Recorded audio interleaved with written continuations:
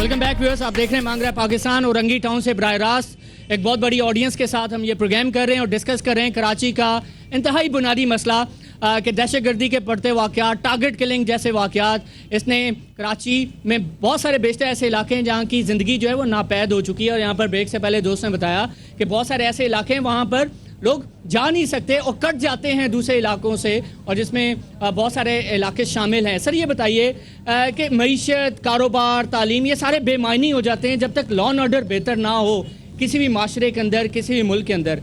कितना बुनियादी मसला है और हुकूमत इसे क्यों नहीं हल कर पा रही? हेलो, सबसे पहले तो मैं आपको ये बताऊंगा कि हुकूमत इसको क्यों नहीं हल कर पा रही। हल यूँ नहीं कर पा रही कि इसे अपनी गवर्नमेंट रखनी है। तीन सियासी जमातें जो इस कराची की सबसे बड़ी जमात है, ये इनको साथ शामिल करना चाहती है। और यही गवर्नमेंट जो हमारी अब इस वक्त हुक्मरान है, यही जो है सबसे ज़्यादा हालात ख़राब करने के जो है वो होते हैं। तो सबसे ज़्यादा हालात ख़राब यूँ करते हैं कि भाई अगर देख रहे हैं कि औरंगी के लोगों का दिल नहीं जीत पाते। वो क्यों नहीं जीत पाते? क्योंकि औरंगी के दिल, कभी उन्होंने औरंगी के बारे में सोचा ही नहीं। यहाँ के 5 MPs है ना, जो बताया गया था कि 5 मेंबर प्रोविंशियल असेंबली यहाँ के हैं, तो ये वो लोग कुछ नहीं करते जिन्होंने आप लोगों से वोट मांगने के टाइम पे आज 3.5 साल पहले वोट लिया था। वो लोग इस बुनियादी मसले पर क्या चुप बैठे हैं? वो कुछ नहीं कर रहे क्या? वो वही तो सब कुछ कर रहे हैं। अभी हम यहाँ पर जिंदा हैं, हमें गोलियां नहीं लग रही उन्हीं की वजह से। अगर आवाज उठाया था सैयद रजा हैदर भाई ने, उनके साथ क्या किया गया? उनको गोली मारकर शहीद कर दिया गया।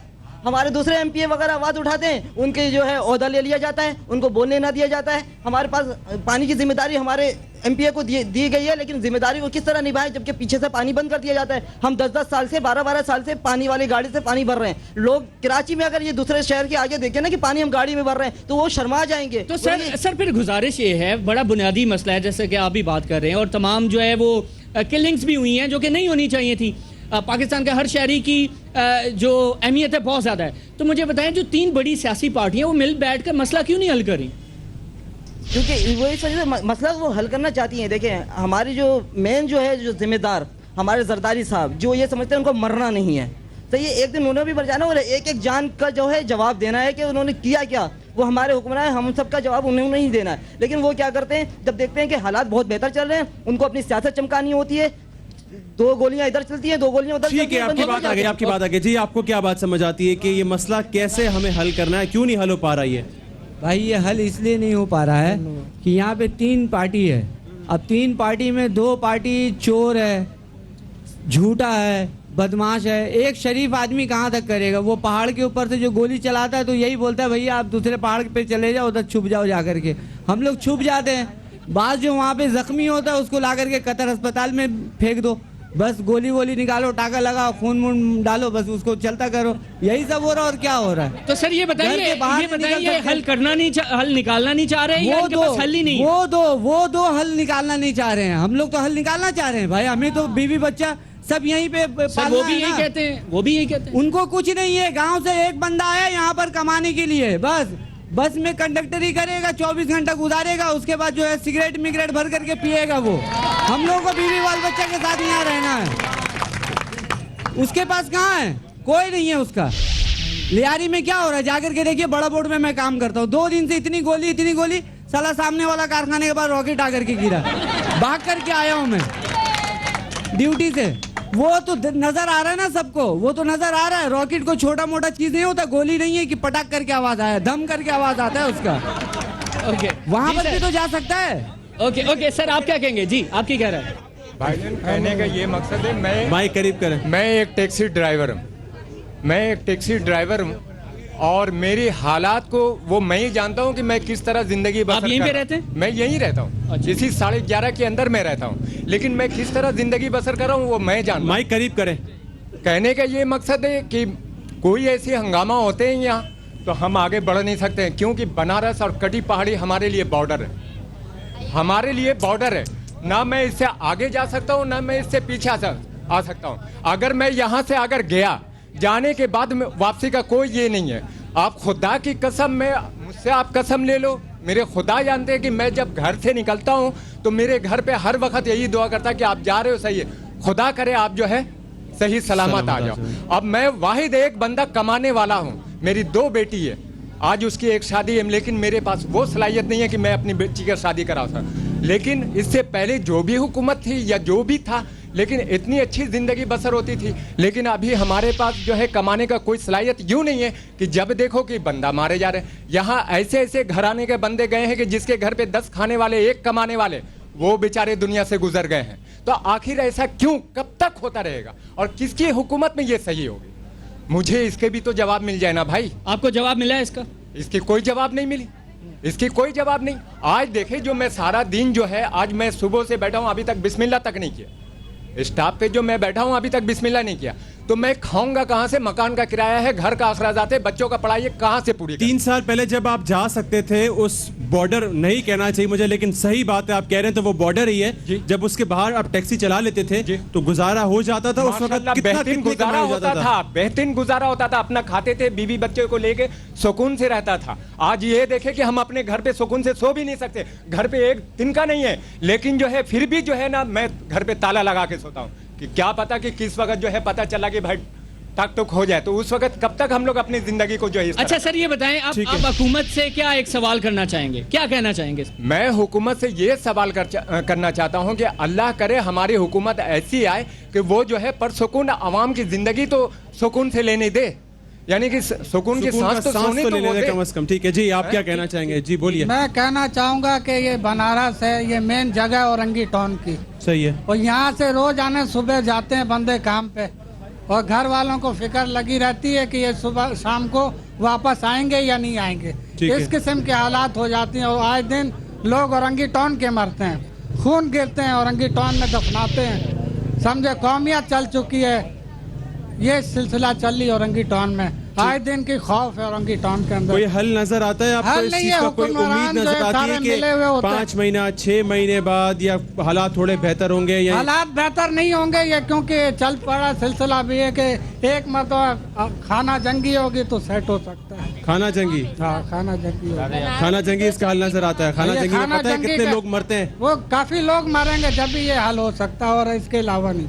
सर, हर बंदा जब कानून अपने हाथ में ले लेगा फिर तो मसाइल और बढ़ जाएंगे। मसाइल तो बढ़ रहे हैं, और मसला और मसाइल बढ़ते रहेंगे, क्योंकि हल नहीं हो रही ना, तो और मजीद खून होंगे, खून खराबा होंगे, लोग मरेंगे सड़कों में। सर ये बताएं कि आपकी नज़र में, आप अवाम हैं, आपकी नज़र में इसका बेहतर तौर पर हल क्या है? क्या करे हुकूमत, क्या करे? हुकूमत आवाम को माफ़ कर दे, सबसे ज़्यादा बड़ा यही है। क्या माफ़ कर दे, अब और सलाहियत दी आवाम में, कोई और महंगाई बोझ उठा सके। ठीक है जी, आप क्या कहना चाहेंगे? मैं ये कहना चाह रहा हूँ कि हमारे हुकूमत से वो करता हूँ कि हमारे आपस में ऐसे इत्तेफाक, ऐसी मोहब्बत, हमारे जो दिलों से लोग आपस में एक दूसरे से वो एक ऐसी नफरत पैदा हुए, वो अब नफरतें ख़त्म करा देवे, हमारे आपस में मोहब्बत पैदा कर देवे। हम एक अच्छा पाकिस्तानी है। आज हम जिधर भी जाते हमारे पाकिस्तानी, अगर मुल्क से बाहर जाते तो हमारा नाम निशान मिटा हुआ है। तो हमारे ऐसी हुकूमत से यही सवाल है। लोगों में नफरत, ये महाजिर पठान के दरमियान, बलोच सिंधी के दरमियान जो नफरत आज है, इसकी वजह आप समझते हो कि हुक्मरान है? ये हुक्मरान है जिन्होंने इस पूरे 5 को, इस पंजे को आपस में तोड़ दिया है। इस पाकिस्तान को, जिसको हम पाक हस्तियों का मुल्क कहते हैं, इसको आपके ख्याल से हुक्मरानों ने तोड़ा है? ये अवाम नहीं है इसकी जिम्मेदार आपस में कि सिंधी आज बलोची का दुश्मन है या पठान आज माजिर का दुश्मन है? ये नहीं है। अब मैं तो यही सवाल है हुकूमत से, हुकूमत यही सवाल है कि जैसे हालात तब सही होगा जब हमारे आपसों में मोहब्बत पैदा हो जाएगा। जब इंशाल्लाह हमारे मोहब्बत पैदा होगा तो इंशाल्लाह अल्लाह पाक से उम्मीद है हालात खुद। सर, अभी हमारे मोहतरम दोस्त ने बताया कि पाकिस्तानियत का जज्बा, मोहब्बत, ये तमाम चीजें पैदा होनी चाहिए। जैसे हमारा भाई टैक्सी वाले ने बताया कि भाई मैं सुबह से बैठा हूँ, अभी तक मैंने बिस्मिल्लाह नहीं की। बिस्मिल्लाह का मतलब है कि 1 रुपए नहीं कमाया, सुबह से बैठा हुआ है। वो बेचारा हर जगह जा नहीं सकते। पठानों के इलाके में जाएगा तो उसको डर लगता है। हर एक बंदा, अभी मैं हूँ तो ऐसे इलाके में जाता हूँ तो डर लगता है। अब वो बेचारे हर जगह जा नहीं सकते। अगर वो इस इलाके में, रोजी तो हर जगह में तो नहीं है। तो मतलब ये कि मेन बात तो यही है कि हमारे हुक्मरान को चाहिए कि ऐसे एक प्रोग्राम, आम आदमी ऐसे प्रोग्राम ऐसे हो जाए कि हमारे आपस में इत्तेफाक। बिल्कुल दुरुस्त है, बिल्कुल दुरुस्त है। जी आप बोलिए, आप क्या बोलना चाह रहे थे? ये जो बात अभी कही इन्होंने, आप क्या कहना चाहते हैं? यहाँ पर लोग एक ही बात हुकूमत से पूछ रहे हैं कि खुदा के वास्ते हमें सुकून का सांस लेने के लिए मौका दे दिया जाए। लोग कह रहे हैं मुल्क के अंदर मुल्क बना हुआ है, मुल्क के अंदर बॉर्डर बनी हुई है। बिल्कुल सही जी, कह रहे हैं। क्या कहेंगे, हल बिल्कुल क्या सही नजर कह आता है आपको? बिल्कुल सही कह रहे हैं ये लोग। मुल्क के अंदर मुल्क बना हुआ है, शहर के अंदर शहर बना हुआ है। सिर्फ ये सियासतदानों की चाल है, ये सियासी ताजिर जो है, इनको सियासी ताजिर कहा जाए। आज बेटा है, कल बाप था, आज बेटा हुक्मरान है, इसके बाद फिर बेटी हुक्मरान है। शेख मुजीब के बाद शेख मुजीब का पूरा खानदान हुक्मरान। लोगों को लड़ा के, लोगों को मार के, लोगों को जी, जी, बांट जी। के क्या मिलेगा उनको?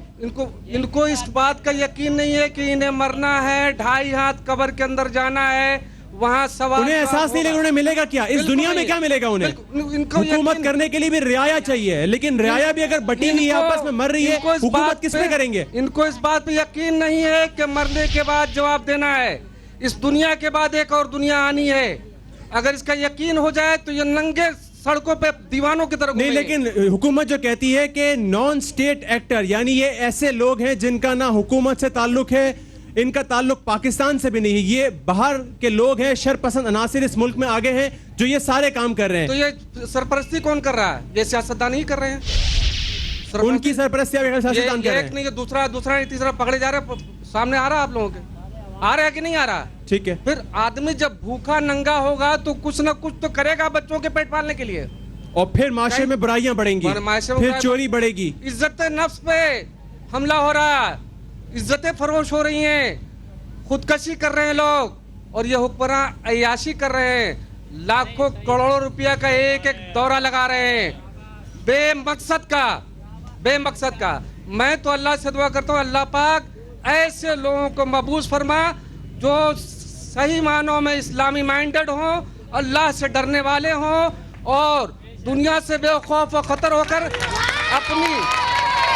अपनी जान को परवाह नहीं किए हुए, बल्कि सिर्फ मुल्क और कौम और इस्लाम की भलाई के लिए काम करने वाले हों। ये डेफिनेटली इंतहाई इंपॉर्टेंट चीज है। मुझे सर ब्रेक लेनी है, और ब्रेक से आने के बाद इस पे मजीद हम बात करेंगे कि ये जो हमारे माशरे में, हमारे मुल्क में इतने सारे प्रॉब्लम्स बढ़ गए हैं, डिविजन्स इतनी सारा पैदा हो गई हैं, अब इसका हल क्या है? क्या खास तौर पर टारगेट किलिंग की अगर हम बात करें तो रेंजर्स और पुलिस कोई इसमें मुस्बत किरदार अदा कर सकते हैं, और क्या किरदार अदा करना चाहिए? इस ब्रेक के बाद कीप वॉचिंग मांग रहा पाकिस्तान।